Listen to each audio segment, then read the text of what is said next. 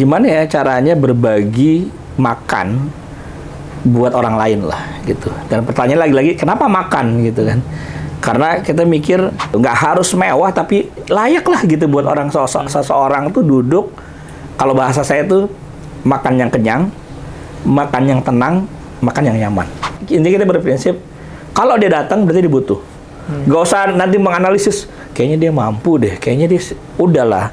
Kalau kita selalu berandai-andai dalam beramal atau berbuat baik, nanti kita terlalu menghitung-hitung lah. Kalau udah niat udah aja gitu. Pertama gini, kalau setiap ada agenda touring, kita tuh pasti menyisipkan di agenda itu satu mata acara yang namanya istilah kita RPM.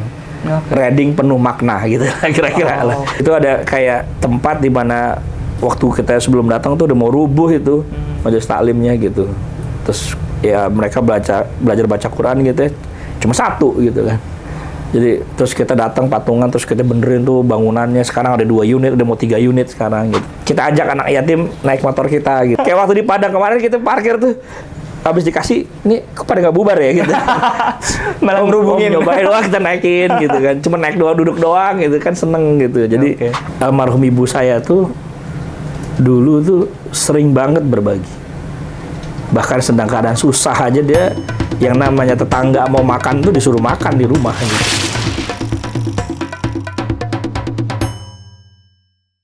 Menjadi bikers tidak menghalangi seseorang untuk tetap berbuat dan bernampak baik bagi sesama di sekitarnya. Soan Tete bersama saya Leon Wical dan kali ini saya sudah duduk bareng inisiator Rumah Kancil Ari Wibowo. Oke, selamat sore Pak Ari. Sore.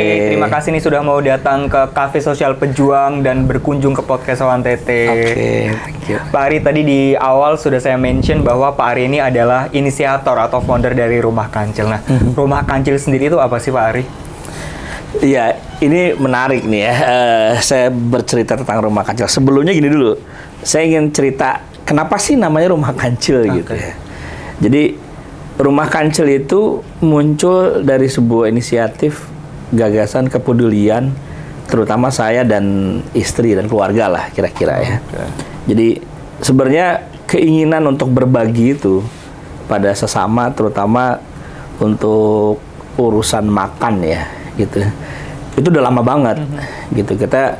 Saya sama istri tuh udah hampir 2 tahun lah cari-cari mana nih enak di mana ya, kemana ya gitu ya. Tapi intinya kita cuma pengen gimana ya caranya berbagi makan buat orang lain lah gitu. Dan pertanyaan lagi-lagi kenapa makan gitu kan? Karena kita mikir makan itu basic banget gitu, basic banget bagi orang. Dan orang bisa mikir kalau dia perutnya kenyang gitu, perutnya keisi. Dan satu lagi kita lihat ya saudara-saudara kita itu basic need-nya itu kan kenapa sih kita lihat pemulung nyari barang-barang gitu ya? Kenapa sih kita orang pengamen di jalan gitu? Atau bahkan yang lebih agak advance, kenapa sih orang kerja di kantoran gitu? Regardless dari seseorang itu buat biaya sekolah, biaya jalan-jalan gitu-gitu ya. Kalau yang paling basic kan simpel kan, buat makan. Buat makan gitu. Jadi saya dan family gitu pikir ini orang harus kenyang nih, harus makan gitu, orang harus dikasih makan gitu. Sehingga paling tidak kalau kita kasih orang makan, 1 dari 1000 problem kehidupan seseorang itu kita bantu selesaikan gitu. Jadi itu basic banget. Sebab kalau dia udah makan, dia bisa beraktivitas lain gitu. Nah makanya waktu itu berpikir ya, gimana ya caranya kita pengen buat sebuah rumah makan gratis yang orang jadi kebutuhan basicnya setidaknya untuk siang itu terselesaikan gitu. Terus jalan-jalan akhirnya ya berpartner dengan teman-teman dari sekolah relawan dan kita punya ide, mereka nyambut juga, ya udah kita realisasikan deh gitu ya. Nah jadilah gitu. Tapi gini, ada satu hal yang di Rumah Kancil itu saya terutama inginkan, tapi jangan mentang-mentang gratis, kemudian kita ala kadarnya gitu. Saya nggak mau gitu. Saya ingin orang makan tuh ya layak aja. Menunya memenuhi unsur-unsur apa ya, kelayakan Empat sehat, orang lima makan. sempurna. Iya, Ya, oke. nggak sampai sempurna sih, nggak Oke. susah. Jadi paling nggak ada unsur karbohidrat, ada protein, Oke. gitu-gitu kan. Ada buah gitu, ada serat gitu, ada minum yang cukup apa namanya nyaman, dan satu lagi tempatnya nyaman. Oke. Gitu, nggak harus mewah tapi layak lah gitu buat orang seseorang tuh duduk. Kalau bahasa saya tuh makan yang kenyang, makan yang tenang, makan yang nyaman. Itu kalau makan kenyang tapi nggak tenang kan repot juga ya. Iya. Atau makan kenyang tenang tapi nggak nyaman gitu ya. Saya ingin makan kenyang tenang nyaman. Ya. Gitu ya. Kita wujudkan ya, walaupun ini masih banyak perbaikan lah gitu. Nah, terus cari nama dari nama gitu. Apa ya namanya macam-macam. Nah, ini kenapa kancil? Iya. Pilih ini. Awalnya usul udah pakai nama, saya kemudian dipanggil Arbo gitu ya. Pakai nama Rumah Arbo. Waduh, bilang, jangan. Saya ini bukan caleg. Saya bilang. Don't mention my name gitu. Pokoknya gak ada nama-namaan. Oh, gak ada deh. Saya nggak mau gitu. Jadi akhirnya muncullah ide untuk kenapa nggak kita sebut rumahnya Kancil aja gitu. Dan kenapa Kancil? Kancil itu kan binatang yang kita selalu bilang kalau orang lincah kecil ya kancil gitu kan. Kecil lah gitu ya, yang secara postur gitu-gitu. Jadi kita ingin mendedikasikan rumah ini untuk orang-orang kecil. Gitu. Jadi orang-orang marginal, orang-orang yang tidak mendapat kesempatan lebih dibanding masyarakat lainnya, ayo datang. Makanya saya bilang ke teman-teman, siapa aja yang datang kasih makan. Pak, dia tiap hari datang di ya kasih makan. Nggak ada istilahnya, Bapak kan tiap hari nih, memang nggak mau kerja, nggak udah. Selagi dia datang setiap hari berarti dia butuh. Jadi siapapun yang datang, mau tiap hari kayak mau nggak dia jadi penghuni tetap kasih. Jadi kita nggak ada diskriminasi. Mau dia ya misalnya orang Padang, orang Jawa, orang Batak, datang kasih makan Tanpa memandang tanpa apapun. Mau ya sorry misalnya agamanya ini udah kasih makan. Yang perempuan misalnya yang berjilbab udah kasih makan. Selagi intinya kita berprinsip kalau dia datang berarti dia butuh. Gak usah nanti menganalisis kayaknya dia mampu deh, kayaknya dia udahlah. Kalau kita selalu berandai-andai dalam beramal atau berbuat baik, nanti kita terlalu menghitung-hitung lah. Kalau dia niat udah aja gitu, kayak ya bahasa kasar kayak kita lagi sakit perut, kalau mules kan mau buang air buang aja gitu. Beramal ya kita berbuat baik ya udah mau siapa aja udah, gak usah dipikirin, gak usah dianalisis gitu. Jadi rumah Kancil tuh rumahnya orang-orang kecil. Kira-kira gitulah ceritanya. Oke. Pak Ari, kategorisasi orang kecil menurut Pak Ari yang selama ini datang ke rumah Kancil itu seperti apa? Dan bagaimana sih pengelolaan pemberian makannya ke mereka tuh kayak gimana kesehariannya? Ya, sebenarnya sih nggak ada definisi khusus ya. Kalau definisi yang paling sederhana yang tadi saya bilang, selagi ada orang datang ke rumah Kancil, maka dia berhak untuk makan. Siapapun itu Siapapun. Ya, tentu catatannya selagi stoknya masih ada gitu ya. Karena pernah berapa kali saya juga berapa kali memang sengaja untuk datang hadir dan ikut gitu ya. Itu ada tuh kadang kita datang, ya stoknya habis lagi, tapi orang datang gitu. Saya bilang ke teman-teman, warung di sini dekat di mana? Ada Pak, lu beliin nasi sama lauk, ambil naik motor beli lagi, terus ya udah kita terpaksa, bukan dari hasil masak kita gitu. Tapi yang penting orang harus makan. Gitu. Jadi pokoknya selagi masih ada dan kita sanggup hari itu ya kasih aja gitu. Kalau kebetulan ada saya misalnya gitu, ada ya, teman-teman yang juga ini ya beli aja, beli nasi kayak beli lauk, pokoknya orang makan gitu. Nah memang selama ini kita ya biasanya teman-teman tuh pagi masak gitu ya, belanja pagi-pagi banget terus masak, kira-kira jam 9-10 tuh udah selesai, siap-siap. Nah ini ada yang menarik nih, sebenarnya kita resmi itu buka jam 11 Jam 11 pagi nih dibuka. Pagi. Tapi jam 10 itu orang udah ngantri di depan gerbang kita gitu. Dan mereka tahu tuh kalau begitu gerbang dibuka berarti udah boleh masuk gitu. Jadi nungguin tuh. Sampai akhirnya sekarang jadi jam 10 udah kita buka. Oh, maju 1 jam ya? Iya, kita mikirnya gini. Kalau saya kadang-kadang saya berdua sama istri ke sana kan. Jam 10 udah datang ya. Terus kita mikir gini. Buat kita orang normal lah ya, sarapan pagi, let's say jam 7, jam 6, jam 8 gitu ya. Kalau ya agak keren dikit jam 10 brunch gitu ya. Brunch ya. Atau siang makan ya jam 12 buat kita. Tapi jangan salah, bisa jadi orang-orang kecil ini dia nggak ada sarapan. dalam hidupnya. Emang nggak mampu. Jadi buat mereka itu jam 10 itu kalau dalam bahasa agamanya jamak qasar tuh. Makan pagi sama makan siang digabung gitu. Brunch itu tadi ya. Brunch itu. Makanya di jam 10 udah ngantri gitu. Ya mereka juga mikir mungkin kalau gue datang agak siang keburu habis gitu kan. Sementara pagi nggak makan, lapar. Makanya waktu itu kita bilang udah kalau emang jam 10 udah penuh dan kita udah ready buka aja. Jadi akhirnya rata-rata sekarang jam 10 tuh dibuka. Dan biasanya jam 12 udah mulai menipis tuh. Gitu, itu stoknya emang berapa dalam satu hari, menyiapkan stok berapa porsi itu? 60 sampai 80 porsi. 60 sampai 80. Dan itu selalu kekurangan. Selalu kekurangan pasti. Oke. Pasti kurang. Gitu. Itu juga apa ya tadi itu 60 sampai 80 itu yang kita provide ya. Yang kadang-kadang kalau pas lagi memang mungkin ada beberapa temen atau saya datang, ya udah kalau habis ya beli lagi aja, kalau masih bisa beli aja gitu. Kita beli dulu nasi sama lauknya gitu, atau kalau lauknya masih ada nasinya habis, kalau sempat masak kita masak gitu ya, kalau nggak sempat ya udah beli aja. Yang penting orang jangan sampai nggak kebagian gitu. Kecuali kalau memang kita biasanya kadang-kadang gini soalnya kita lagi nyediain nih udah mau habis nih kan, karena crowded kan, pintu nggak sempat ditutup, jadi orang datang terus gitu kan. Tetap buka ya untuk mereka ya. Aduh, habis beli dulu gitu kan. Kecuali kalau ini udah mau habis tutup. Kalau nggak kita kasihan gitu kan.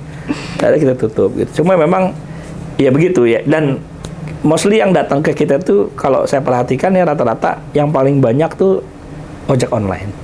Oke. Teman-teman ojek online atau kurir ya. Kurir gitu. Kemudian biasanya apa pengamen. Pengamen jalanan, terus kuli gitu, kuli bangunan gitu, pedagang. Iya. Selebihnya umum lah, entah kita nggak tahu profesinya apa gitu, atau pemulung juga banyak, gitu, pemulung banyak gitu. Jadi buat kita berpikir, mungkin bagi sebagian orang makan siang dengan segala rupiah yang dipunya bukan sesuatu yang matters gitu ya. Tapi Anda bayangkan bagi seorang gitu ya, misalnya seorang pemulung gitu. Mungkin dia selama hidup dalam aktivitasnya mungkin makan tar dulu deh belum ada dapat uang gitu ya. Dan kita banyak jumpa itu tukang jual sendal yang hari itu baru dapat 20.000 gitu kan.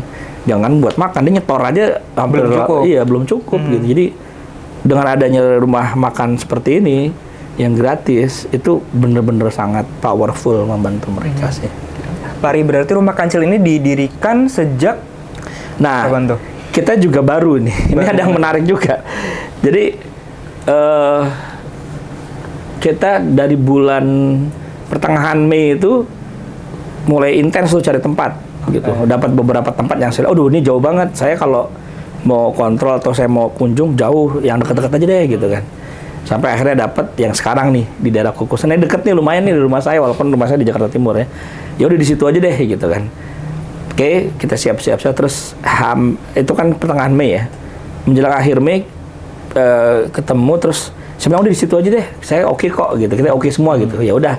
Terus kapan Pak mau buka? Itu H-7 lah atau H-5 saya lupa. Terus waktu itu ada momen Idul Adha. Bisa nggak kita buka Idul Adha? Terus di dalam Idul Adha itu kan ada hari tasyrik ya. 11, 12, 13. Kebetulan waktu itu saya juga ada trip keluar gitu. Jadi saya baru balik tanggal 18 nih. 18 Juni ya, gitu 18 Juni, which is itu 12 Zulhijjah lah. Gitu. Bisa nggak tanggal 19-nya 13 Juli kita buka. Jadi saya udah sampai Indonesia, terus juga masih hari tasyrik kita buka. Pak, 5 hari lagi, ya sanggup nggak? Teman-teman, ya udah Pak, sanggup, kita Roro Jonggrang Project lah gitu. Ya udah aja lah. Iya pokoknya udah. Terus saya bilang kan ini hari tasyrik nih, hari bagus nih. Kita potong kambing gitu. Menu pertamanya adalah kambing. Jadi sekalian kurban gitu kan, potong 2 kambing waktu itu, bagiin semuanya buat hari pertama launchingnya Rumah Kancil gitu. Jadi kalau dihitung-hitung kita baru tanggal 19 Juni kita buka. Berarti kira-kira jalan 1 bulan lah ya. Belum sampai malah. Kalau saya hitung-hitung ya, kemarin kita evaluasi kan, 19 Juni sampai 28 Juni, akhir Juni ya berarti kan. Itu kan Sabtu Minggu kita tutup. Jadi baru 8 hari. Oke. Total porsi yang udah kita sediakan menurut catatannya kita punya. Jadi setiap orang kan kita minta absen. Itu udah 772 porsi yang tercatat. Karena ada juga yang mereka nggak sempat nyatet dan sebagainya. Itu ya 8 hari itu. Kalau masuk minggu ini berarti udah mulai masuk minggu ketiga ya, gitu ya. Beroperasional gitu, operasinya gitu. Jadi ya pasti akan banyak yang minat, yaitu memang itu yang kita mau gitu ya. Dan ini maaf juga nih, Rumah Kancil umurnya masih seumur jagung gitu ya. Jadi tapi terlihat sangat sudah bermanfaat di masyarakat. Alhamdulillahnya begitu, alhamdulillah. Karena sudah terdengar gaungnya. Ya, mungkin orang-orang udah mulai denger ya informasi, terus masyarakat yang lewat. Terus mungkin juga misalnya teman-teman ojol itu kan dari mulut ke mulut, di situ ada tempat makan tuh gitu-gitu. Jadi alhamdulillah sih banyak yang Oke. Pertanyaan terakhir untuk Rumah Kancil nih, ada nggak sih pengalaman memorable atau mungkin Pak Ari sendiri menyaksikan ketika proses menjalankan program Rumah Kancil ini? Yang paling nggak terlupakan, yang paling unik. Iya, jadi karena saya juga beberapa kali ya jaga ikut gitu ya, melayani terus ngelihat gitu. Itu sampai pulang dari situ beberapa kali terus saya bikin tulisan lah dan bikin open program, seolah-olah open program lah. Saya sebutnya wisata hati. Kenapa sih wisata hati saya sebut? Karena gini. Saya bilang tuh di open itu, saya bilang, dan ini pengalaman ya karena pengalaman pribadi juga saya ya. Jadi kalau Anda ingin berwisata hati, Anda ingin berwisata untuk menambah lebih bersyukur, terus melembutkan hati gitu, ikut deh ke Rumah Kancil. Gak usah ngapa-ngapain, duduk aja. Kalau memang ada tenaga ya bantuin lah, ngasih makan gitu ya, atau ngasih minum. Tapi kalau nggak mau juga duduk aja. Dan Anda lihat tuh bagaimana mereka gitu ya, teman-teman saudara kita yang memiliki kebutuhan ini datang dengan wajah yang sumringah, ada semacam sesuatu yang mereka ya Allah dapat ya gitu. Dan itu saya yakin ya, termasuk teman-teman nih yang nonton podcast juga, kalau mau datang aja, terus rasakan, kalau bahasa saya itu the new spiritual experience gitu. Jadi ada pengalaman baru secara spiritual. Kalau kita duduk di sana lihat, termasuk saya juga pasti, makanya saya seneng ikut ke sana gitu, karena pasti ada spiritual experience gitu, spiritual journey gitu. Ngelihat, ada bayangkan ya gimana seorang pemulung bawa karung gitu sama anaknya kecil gitu, dia datang dengan gembira gitu, karena buat dia ini yang dia cari gitu kan. Kenapa sih dia bawa karung? Ya karena dia pengen makan, gitu. Yang bisa jadi nggak terpenuhi gitu. Datang dan dia makan di situ. Jadi buat saya experience-nya adalah ketika melihat orang-orang butuh ini makan, datang dan terpenuhi, itu sesuatu yang luar biasa gitu, menyentuh dasar nurani yang membahagiakan gitu. Bahagia banget lihat mereka makan. Gitu. Itu sih sebenarnya yang paling berkesan gitu. Dan itu tadi Rumah Kancil terbuka buat siapapun ya, yang terbuka buat siapapun. Bahkan untuk berkolaborasi juga sangat terbuka ya Pak? Sangat terbuka. Jadi buat teman-teman yang mau kolaborasi, yang mau mensupport dalam bentuk bahan makanan atau makanan jadi, monggo. Jadi jadi memang Rumah Kancil ini selain sebagai tempat transit dan makannya orang-orang kecil, kita juga menjadi ruang bagi kita untuk sama-sama peduli gitu. Jadi yang mau misalnya, oh Pak, saya punya sosis, bawa aja. Pak, saya punya tempe goreng, bawa aja ke sana. Malah kemarin saya ada salah satu catering ya, teman kebetulan owner catering premium, ditanya, Pak, bisa nggak kalau saya ada catering, ya katakanlah bukan sisa ya, kelebihan stok gitu-gitu, ditaruh ke sana, silakan aja, senang banget kita nambah porsi kan. Intinya semakin banyak porsi, semakin banyak yang menerima manfaat gitu. Jadi teman-teman yang mau kolaborasi, yang mau support, atau bahkan kalau nggak punya bahan, nggak punya makanan, nggak punya uang buat support, badan aja datang, bantu-bantu, atau cuma duduk doang bengong gitu, ngeliatin orang lihat, kita open banget gitu. Jadi bantuin cuci piring boleh, bantuin ngelayanin ngasih makan boleh, masih minum boleh, atau cuma sekedar duduk menyambut tamu kita gitu, boleh juga gitu. Karena buat kita itu kolaborasinya bukan hanya kita bermanfaat buat si penerima, tapi buat teman-teman yang juga ingin peduli dengan cara yang kita sediakan, kita fasilitasi, monggo, sangat terbuka lagi. Oke. Pak Ari ini kan selain sebagai inisiator Rumah Kancil juga dikenal nih sebagai bikers. Jadi pejuang Pak Ari ini merupakan salah satu anggota dari komunitas Royal Riders ya, untuk chapter Jakarta. Betul. Nah, sebelum kita ke Royal Riders-nya, kenapa kok hobi motoran? Dulu awalnya gimana nih ceritanya Pak Ari? Seru. Jadi sebenarnya sih ini lebih ke aktualisasi diri, dalam arti saya tuh seneng sesuatu yang adventures gitulah ya. Jadi saya senang berkemah, saya sering hiking bersama keluarga, anak-anak juga sering camping. Zaman muda juga begitu gitu. Oh, berarti udah lama ya hobi? Udah lama, hobi adventure tuh udah lama lah gitu. Terus malah di masa pandemi saya hampir setiap bulan tuh camping sama keluarga, bawa mobil lebihnya. Jadi model-model camper van gitulah, tending bawa mobil terus sampingnya tenda. Terus ya intinya saya suka hobi berpetualang dan menjelajah gitu.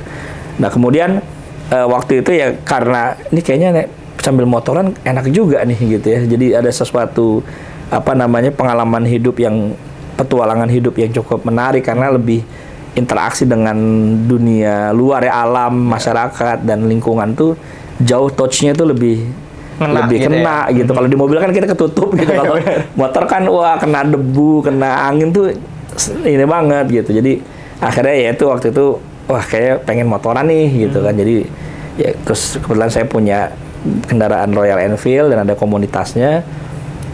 Di samping juga sering juga motor dengan komunitas lain gitu. Intinya sih touring riding itu jadi sesuatu yang buat saya menarik karena jadi kayak menjelajah ya, kalau hal jadi tafakur alam gitu ya. Jadi wah seneng banget dah karena juga saya sama istri gitu ya ikut gitu. Jadi hobi bermotor tuh lebih ke sana sih gitu. Jadi lebih motor tapi lebih motor yang sifatnya adventures lah gitu, menjelajah, menikmati alam, bukan perjalanan. Bukan yang di jalan. Bukan. Ya, kita bukan geng motor. Ya, oke, siap. Gitu lah kira-kira. Berarti kegiatan rutinnya ngapain nih Pak Ari dengan komunitas sebagai bikers nih? Ya lebih banyak memang explore ya, explore banyak tempat lah gitu. Kayak 2 minggu lalu saya dengan teman-teman baru mengeksplor Sumatera Barat gitu. Jadi seluruh Sumatera Barat tuh kita eksplor tuh 3-4 hari pakai motor ke beberapa titik gitu ya. Terus pernah ke Lombok dan ke beberapa tempat lain lah. Termasuk yang deket-deket juga sih. Bogor, Puncak gitu, Ciwidey gitu-gitu lah. Nah, jadi kegiatan utamanya sih itu sebenarnya gitu. Cuma memang kita juga ini langsung juga saya cerita gitu. Di komunitas kita tuh juga gini, kita nggak ingin dan memang kita punya spirit bahwa keberadaan kita tuh harus tetap dalam koridor ada nilai positif yang sifatnya berbagi. Gitu. Jadi kita juga nggak ingin bahwa kalau anak motor tuh identik dengan tadi itu nakal, berisik, egois, borjuis gitu lah ya. Ya kita ingin bukan hanya sekedar stigma itu ingin kita hapus, tapi kita memang punya values bahwa keberadaan kita juga punya manfaat buat orang lain. Oke. Berarti selain kegiatan rutin yang tadi Pak Ari mention, ada kegiatan lain di luar yang tadi Pak Ari sebutkan kayak kegiatan sosial gitu atau gimana? Ada. Jadi kita tuh pertama gini, kalau setiap ada agenda touring, kita tuh pasti menyisipkan di agenda itu satu mata acara yang namanya istilah kita RPM. Riding penuh makna gitu kira-kira lah. Jadi gimana riding kita tuh bukan cuma senang-senang menikmati alam, tapi kita tadi itu berbagi pada sesama. Jadi setiap kita ada event touring, itu pasti kita punya momen khusus satu mata acara yang nggak boleh nggak ada. Itu harus ada, wajib ada. RPM itu harus ada ya? Jadi entah berbagi ke anak yatim, mengunjungi panti, kayak gitu. Termasuk kemarin di Padang, bulan juga kolaborasi sama sekolah relawan, kita kasih sumbangan ke korban bencana banjir lahar di sana ya. Nah itu kalau pas lagi jadwal touring atau event. Tapi di luar jadwal itu kita memang ada yang memang touring itu buat berbagi khusus. Dan kita punya semacam desa binaan lah gitu ya, tempat binaan di beberapa tempat. Di mana aja tuh Pak kalau kita tuh yang udah sering tuh pertama di Lewiliang. Jadi kita kadang kan biasanya bikin agenda touring nih. Oh touring, kadang tuh ada touring jauh, ada touring dekat gitu. Kalau touring dekat kayak ke Lewiliang, ya kita jadwal touring ya. Ke Lewiliang sekalian ngunjungin binaan kita tuh. Ada majelis taklim, ada sebuah desa gitu, yang sinyal nggak masuk gitu. Jadi itu ada kayak tempat di mana waktu kita sebelum datang tuh udah mau rubuh itu majelis taklimnya gitu. Terus ya mereka belajar baca Quran gitu ya. Cuma satu gitu kan. Jadi terus kita datang patungan, terus kita benerin tuh bangunannya. Sekarang ada 2 unit, udah mau 3 unit sekarang gitu. Sesama anggota Riders berarti patungan untuk Patungan, itu kita ya? patungan, kita patungan. Terus kayak kemarin terakhir nih kita bawain printer, bawain laptop karena mereka butuh kan. Terus pengen ada pelebaran lagi Pak di ruangan yang sebelah. Oh ya. Terus ditunjukin nih Pak yang dana yang berapa bulan lalu ini udah jadi ya bangunannya gitu. Terus tempat wudhu kayak gitu. Jadi kalau itu memang agenda bukan touring, tapi memang agenda ya khusus jalan memang mau ke sana gitu. Iya. Tapi karena tempatnya lumayan menarik, jadi sekalian gitu. Sekalian touring. Terus kayak gitu. Jadi ada kayak gitu. Terus kita pernah juga dengan pesantren Munzalan, kita bawain. Kita pernah kunjungan ke panti panti asuhan di daerah dekat sih. Terus kita ajak anak yatim naik motor kita gitu. Kan pengalaman nyobain tadi. gitu. Oke. Soalnya kita selalu kalau pas lagi ada acara tuh kita parkir aja, anak-anak tuh udah ngiler-ngiler gitu kan. Kayak waktu di Padang kemarin kita parkir tuh habis dikasih, nih kok pada nggak bubar ya gitu. Malah ngerubungin. Nyobain doang kita naikin gitu kan. Cuma naik doang, duduk doang gitu kan, seneng gitu. Jadi mungkin juga karena motor agak jarang gitu, jadi mereka seneng gitu. Jadi memang ada agenda berbagi di sela-sela touring. Di samping memang kita juga ada agenda memang khusus untuk berbagi gitu, untuk berbagi gitu. Touring terjauh kemana Pak Ari? Terjauh ya kemarin ke Padang. Sebelumnya ke Lombok. Saya sih belum jauh lah ininya, jarak touringnya masih Jawa, Sumatera gitu, belum jauh-jauh banget. Nah, kalau paling memorable dari program RPM yang tadi Pak Ari sebutkan, yang paling ngena di hati dan paling susah untuk dilupakan menurut Pak Ari? Hampir semuanya susah dilupakan ya. Tapi yang memang agak monumental itu menurut saya yang di Lewiliang ya. Karena itu jadi sebenarnya nggak jauh sih dari kita juga kadang ini kan nggak jauh dari Jakarta ya gitu. Tapi infrastrukturnya juga ada, bayangkan sinyal tuh nggak masuk gitu, susah gitu. Ya masuk tapi ya gitulah, mati hidup. Jadi saking ya agak agak jauh gitu ya. Terus mereka ada sebuah tempat di mana buat pembinaan warga di situ ya, buat macam-macam tuh, buat pengajian, buat kumpul warga. Itu tadi udah mau ambruk. Terus kemudian kita gotong royong teman-teman riders. Itu bangunan sekarang udah ya megah sih enggak, tapi udah permanen dan cukup kuat. Bahkan udah nambah 1 bangunan. Karena katanya infonya nggak cukup Pak, udah banyak dibuat pengajian ibu-ibu, anak-anak, remaja, orang tua gitu. Jadi ada bikin 1 bangunan lagi. Terus kemarin terakhir kita baru ke sana 2 sebulan lalu, karena di bagian sebelahnya itu ada lahan gitu. Jadi bangun 1 lagi.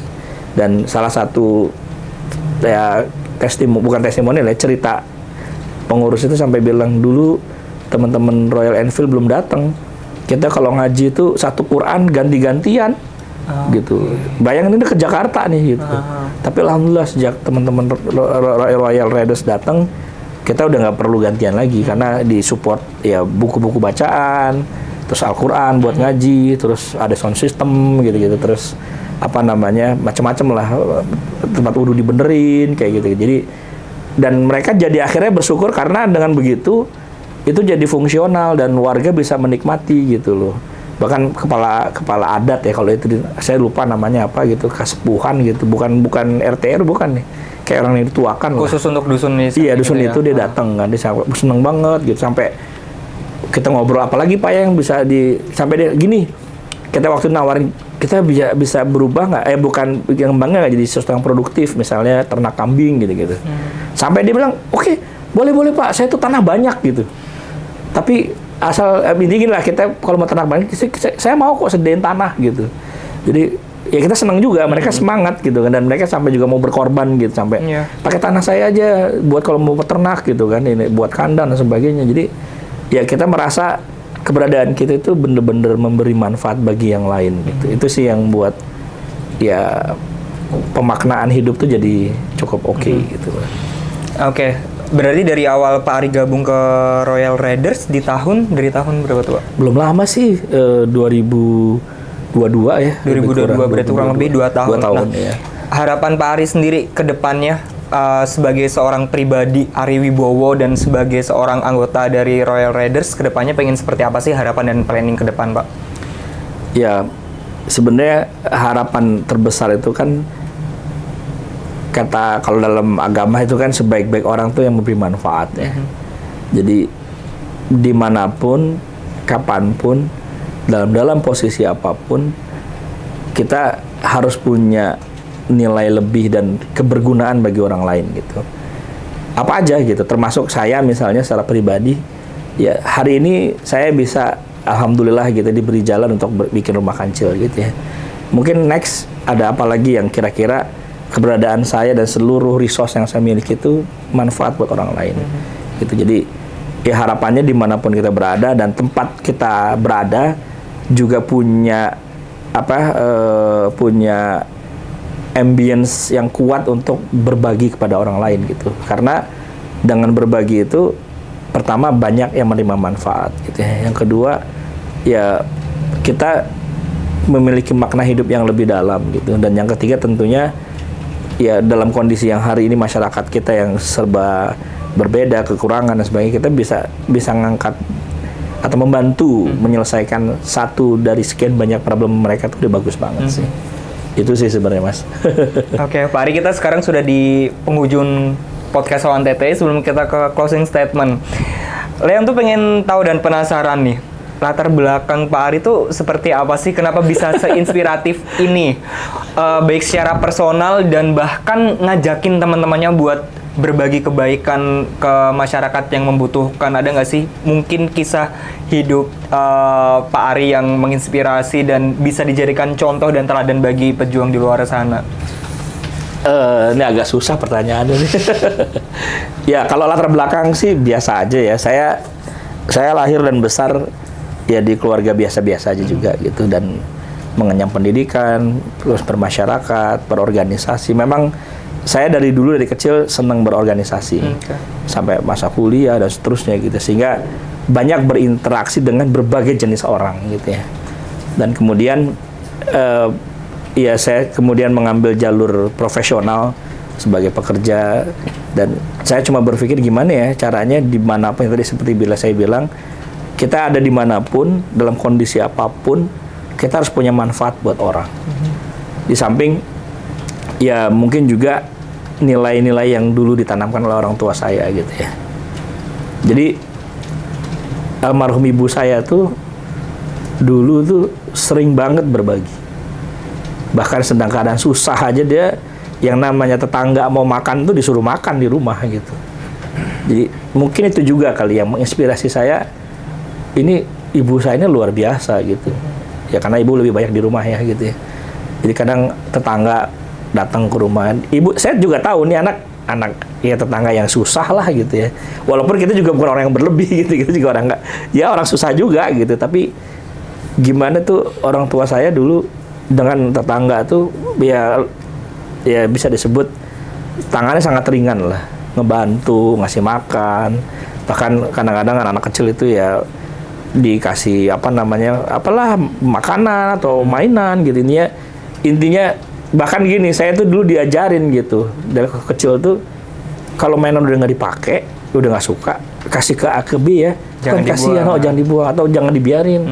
Itu kan kasihan, ibu saya sering sebut gitu, itu anak yatim gitu, itu orang tuanya nggak mampu, sehingga saya terbiasa gitu untuk oh iya bener juga ya, daripada kita hilang gitu kan atau malah nggak pakai, kita kasih terus pakaian juga kayak gitu.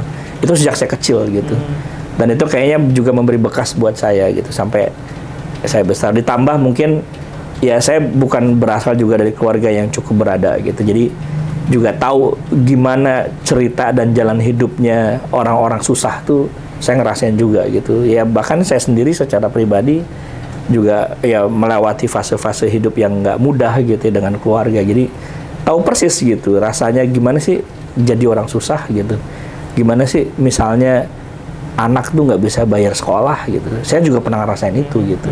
Orang tua waktu saya kecil atau saya waktu anak saya masih kecil gitu ya.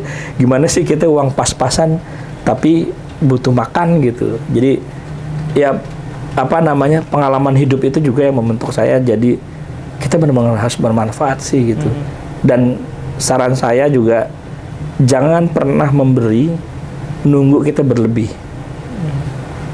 Jadi memberi itu ya karena kita harus memberi gitu. Jadi jangan nunggu gue kaya gitu, atau nunggu gue banyak duit gitu, banyak rezeki. Yang namanya memberi itu jadikan dia jalan hidup gitu. Jadi lapang atau susah, Anda lagi kaya atau miskin, memberi itu nggak ada batasnya gitu. Dan jangan pernah mikir kita baru memberi kalau kita lebih gitu. Kalau Anda memberi itu lebih, ya Anda nggak akan pernah memberi manfaat gitu, karena tabiatnya orang selalu kurang gitu.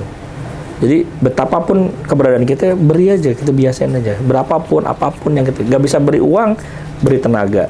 Nggak bisa beri dana, beri makanan gitu, beri sesuatu pada orang lain. Nggak bisa banyak ya sedikit gitu. Karena justru, dan ini juga saya alami ya, sebab ketika kita berpikir memberi nggak berlebih, maka dengan memberi kita akan selalu cukup gitu. Jadi orang yang mikir kalau beri nunggu berlebih, itu nggak akan pernah cukup hidupnya. Tapi kalau kita memberi kapanpun, itu insya Allah kita pasti cukup terus. Walaupun di mata orang, ya dia kan nggak punya duit, tapi justru itu yang buat dia cukup gitu. Kasih aja, nanti kan ya Allah balas dengan yang cara lain, atau kita hidup jadi lebih tenang. Pokoknya memberi itu nggak usah nunggu berlebih, beri aja gitu. Dan jangan sampai apa yang kita berikan malah kita mengharapkan imbalan yang serupa gitu ya Pak. That's the point gitu. Jadi ngeberi itu, dulu kalau saya dinasihatin istri saya tuh, udah kalau mau ngasih aja, nggak usah dipikirin gitu. Karena akhirnya dia kayaknya punya nih, dia kayaknya mampu nih. Kalau ngasih aja, merem aja gitu. Gak usah nganalisis gitu. Dia analisis, oh nih nanti dia kayaknya males, dia kayak udah kasih aja.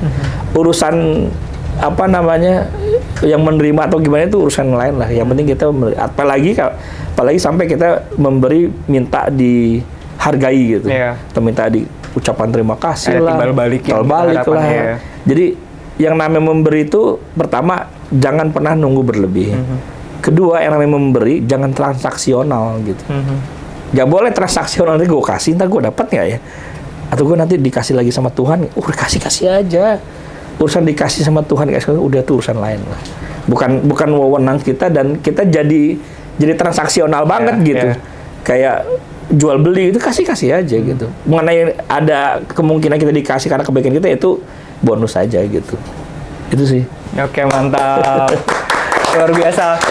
Pak Ari sepertinya tadi sudah termasuk closing statement, sudah ngena banget nih di diri saya. Pesan-pesan dari Pak Ari, terima kasih banget Pak sudah mampir ke podcast Soan Tete. Semoga apapun yang Pak Ari jalankan, Pak Ari lakukan untuk masyarakat sekitar atau kepada sesama itu dapat membuahkan hasil dan kebaikan yang serupa buat Pak Ari semua. Amin. Terima kasih Pak Ari sekali lagi. Thank you semua. Oke pejuang, itu tadi ngobrol seru dan inspiratif bareng Ari Wibowo selaku inisiator dari Rumah Kancil. Tetap pantengin podcast Soan Tete karena next episode pasti akan ada narasumber inspiratif lainnya. Pejuang bukan, hadapi! Mantap. Thank you Pak Ari. Thank you.